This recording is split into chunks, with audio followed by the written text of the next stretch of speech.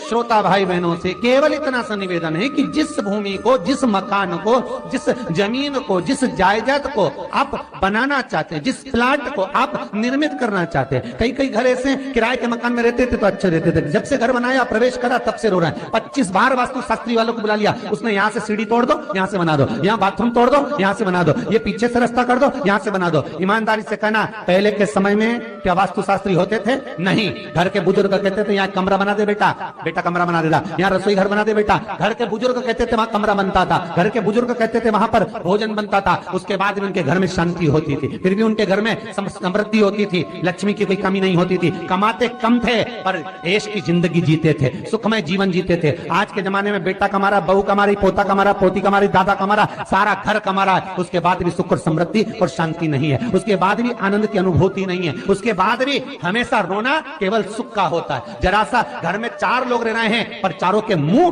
भगोने जैसे रहते हैं, एक तपेले जैसा मुंह, एक भगोने जैसा मुंह, एक थाली जैसा मुंह, एक बल्टोई जैसा मुंह, सब कोई बोलने को तैयार नहीं, क्योंकि जब जब बोले तो बर्तन की आवाज आए तो बोलेगी। एक माँ बैठी टीवी के सामने, एक माँ बैठी, एक सोफे पे बैठा, बोले ही नहीं आपस में। वो सुख गया का महाराज। कई लोगों के मैसेज आते हैं, गुरुजी हम बड़े दुखी हैं, कारण क्या है? बस कारण इतना सा है कि आपने जब मकान का निर्माण कराया, वास्तु शास्त्री को बुलाया, इंजीनियर को बुलाया, सब ठेकेदार को बुलाया, सबको बुलाकर मकान, प्लाट, जमीन, जायदाद सब दिखवाया, पर आपने उस भूमि पर, पद्म पुराण कहती है, धेनु मानस कहती है, स्कंद पुराण कहती है कि उस प्लाट पर आपने 3 दिन तक एक गौ माता को नहीं बांधा। 3 दिन तक एक गाय को उस प्लाट पर बांधकर चारा खिलाते, ना वास्तु शास्त्री को बुलाने की जरूरत पड़ती, ना कभी समृद्धि की, ना सुख की जरूरत पड़ती, क्योंकि गाय उस जगह से सारी इंद्रियों को आनंदित देकर सुख प्रदान कर देती है। उस जगह के सारी रोग, बीमारी, कष्ट, तकलीफ, दुख को गौ माता खींच। गौ माता जैसी जगत में कोई नहीं हो सकता। हाथ में घड़ी नहीं बांधती गौ माता, पर 4 बजे आपके रोटी मिलती है तो 4 बजे खड़ी मिल जाती है।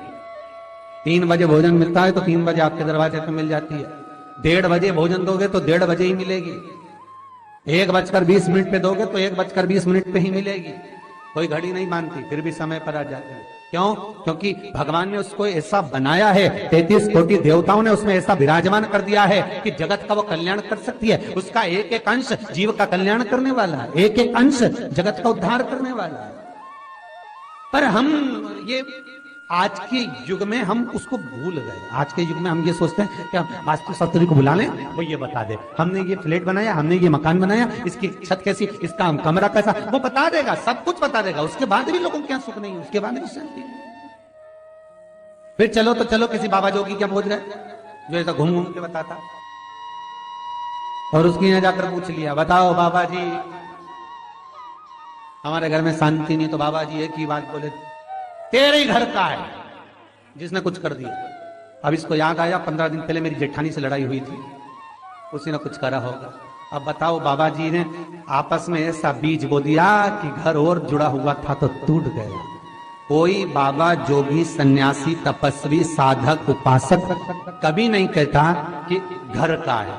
हमेशा याद रखो, संसार में किसी की सामर्थ्य का नहीं है कि कोई आपका बुरा कर दे, किसी की सामर्थ्यता नहीं। संसार में किसी की सामर्थ्यता नहीं कि आपका बुरा कर दे, बस आपका बुरा आपका किया हुआ कर्म करता, कोई दूसरा नहीं कर सकता। एक नींबू गिर गया दरवाजे पे तो 14 दिन तक नींद नहीं आई। सीसीटीवी कैमरे में देखो कौन पटक के गया, मेरे को तो 3 दिन से शंका हो रही पड़ोसन। अब बताओ, जब कैमरे में देख लिया तब मालूम पड़ा बेचारा साइकिल वाला सब्जी लेके जा रहा था उसके घर पे और नींबू पॉलीथीन से टपक गया। तब सुकून मिला कि ये नींबू, तब सोई आराम से कि पड़ोसन ने कुछ नहीं किया। ना जाने किसने क्या विद्या कर दी, ना जाने कौन ने कौन सा टोना मार दिया। केवल एक दीवार ऐसी होती है जहां पर हनुमान जी का चित्र लगाया जाता है। चाहे तुम पर्वत उठाने वाला चित्र लगाओ हनुमान जी का, चाहे बैठे हुए लगाओ, चाहे रामायण पढ़ने वाला लगाओ, चाहे लंका दहन करने वाला लगाओ, चाहे राम नाम जपने वाला लगाओ, चाहे लक्ष्मण को संजीवनी देने वाला लगाओ, चाहे मौन मुद्रा में लगा दो, चाहे स्तुति में लगा दो, चाहे भजन में लगा दो, हनुमान जी का कोई भी चित्र लगता है तो ना पूरब में लगेगा, ना पश्चिम में लगेगा, ना दक्षिण में लगेगा। हनुमान जी का अगर चित्र लगता है तो उत्तर की दीवार में दक्षिण को देखते हुए लगता है, केवल एक ही स्थान।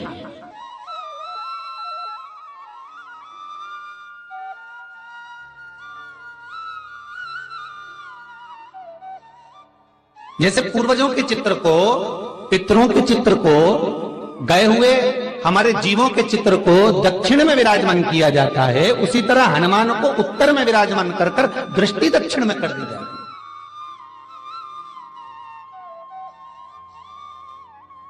घर में हनुमान जी के जितने फोटो होते हैं उसको केवल दक्षिण दिशा में लगा और उत्तर दिशा में लगा बिठा देते हैं, और दक्षिण की ओर उनकी दृष्टि होना चाहिए, दक्षिण की ओर उनका मुख होना चाहिए।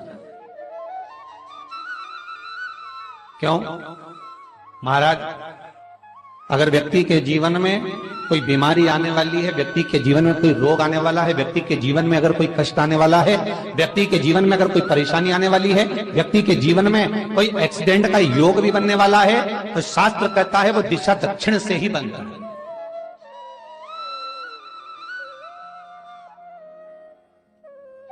ये दक्षिण जो दिशा है ये यम की दिशा है। यहां संपूर्ण परिवार के साथ यमराज अपने आनंद में निवास करता है। और जब हमारे घर में, हम ये नहीं करें कि आप हनुमान जी का फोटो लगाओ, हम ये भी नहीं करें, आपके घर में हो और आपने अगर विराजमान कर रखा है किसी दिशा में, तो हमारा तो निवेदन रहेगा, अभी तक आपने अगर जैसा रखा पर एक बार दिशा बदल कर देखना कि रोग, बीमारी, कष्ट, दुख, तकलीफ में आपको लाभ मिला कि ना मिला। हनुमान जी ने केवल दक्षिण दिशा की ओर अगर मुख कर हमने विराजमान कर दिया, फोटो ही विराज दिया। हम ये नहीं कहेंगे आपसे कि आप बाजार से फोटो खरीद के लाओ फिर लगाओ, नहीं, आपके घर में हो तो आप लगा दीजिए, आपके घर में हो तो विराजमान करें।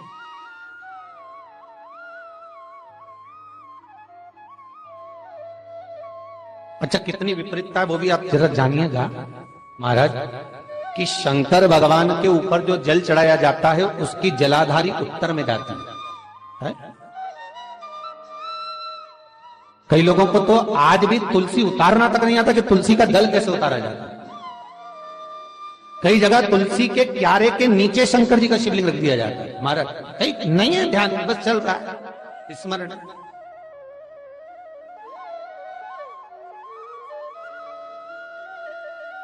भगवान शिव का जो जल जा रहा है वो उत्तर की ओर जा रहा है, और हनुमान जी को उत्तर में विराजमान कर मुख दक्षिण की ओर कर दिया गया। क्यों? प्रबल दिशाओं में उत्तर और दक्षिण महाराज, ये जो दो दिशाएं, इनको साधने के लिए कोई देवता आगे नहीं आता। अगर इन दिशाओं को कोई साधने वाला है तो केवल एक देवाधिदेव महादेव ही हो सकता है। काल का हरण करने वाला वो महाकाल ही हो सकता है। शंकर का ही एक अवतार है हनुमान जी महाराज, रुद्र अवतार महाराज। हनुमान जी से कहा तुम दक्षिण की ओर दिशा पर संभालिए, शिव जी कहते हैं मेरा जल जब उत्तर की ओर जाएगा तो इस दिशा को मैं संभालू, चिंता ना करिए। किसी लड़का और लड़की का विवाह नहीं हो रहा, 30 साल हो गए, 32 साल हो गए, 34 साल हो गए, लड़का लड़की का विवाह ही नहीं हो रहा। बहुत टेंशन है माता पिता। कोई मंगली है, कोई मांगलिक है, थोड़ा ढीले कम करो, प्लेन रखो। कोई मांगलिक है, कोई मंगल है, संबंध हो ही नहीं रहा। बहुत प्रयास कर रहे हैं, बहुत। 4 दिशा का स्मरण करिए, पूर्व पश्चिम उत्तर दक्षिण।